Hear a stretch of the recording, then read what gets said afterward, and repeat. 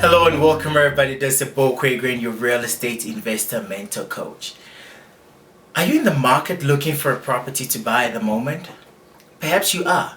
With all the hype going on about how property prices have dropped because the interest rates are so low, and now is like one of the best times for you to buy property because your monthly repayments will be much lesser. I mean, a lot of my tenants, for example, are now becoming house owners, and maybe you are a first time owner.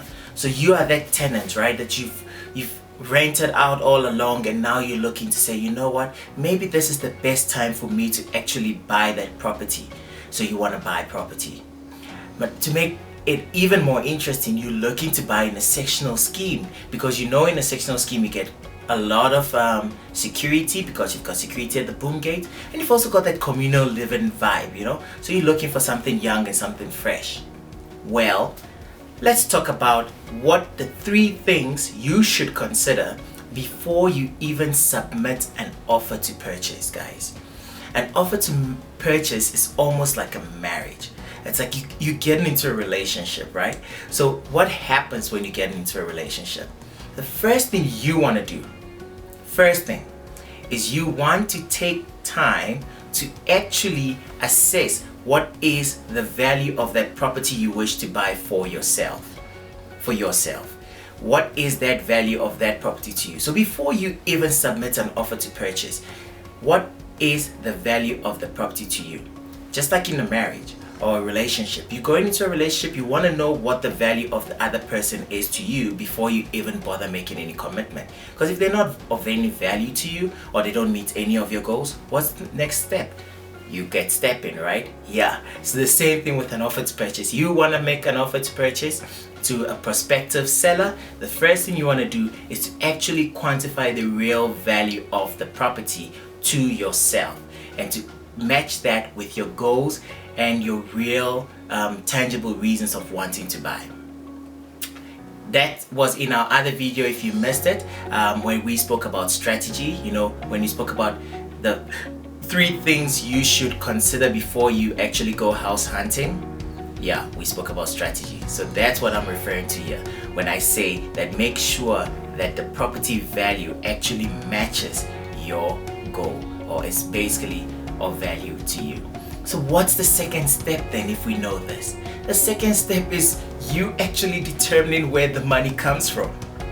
Where is your money coming from? Are you going to be buying via bond? Are you buying via cash? If you buy in cash, you want to count it and make sure that every single cent is there. I'm joking, man. We know that it's in your bank account, right? Make sure the money is there, because when you are buying the property, and as soon as you put the offer to purchase down, it is going to go towards the transferring attorney, and the transferring attorney is going to start asking you to submit certain documents, one of them being the guarantee check to say that you can actually afford this property that you've claimed that you're buying via cash.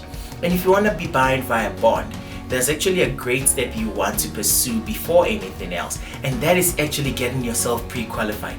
There's nothing so hurtful, so hurtful, than actually finding your dream house, and then when you're ready to buy it, the bank comes back to you and says, sorry, you can't afford it. I don't know about you, but I am totally afraid of rejection. And to be rejected at that level when I've made a great promise on a property, yeah, that's not so cool. So what you want to do is actually make sure that you've pre-qualified yourself, that you qualify for the money, and the money is going to be given to you. The last thing you want to do before you write an offer to purchase is to actually make sure that you are indeed content and absolutely certain about that property, because as soon as the ink dries on that paper, if it is submitted, the estate agent is going to be claiming their commissions and all other expenses if you do pull out. So make sure if you're gonna be putting an offer in writing that you are absolutely certain. I'm Quagraine. It was such a pleasure doing this short video for you. Have an awesome time further, and if you don't already subscribe to my channel, click that bell, click the subscribe button, and listen in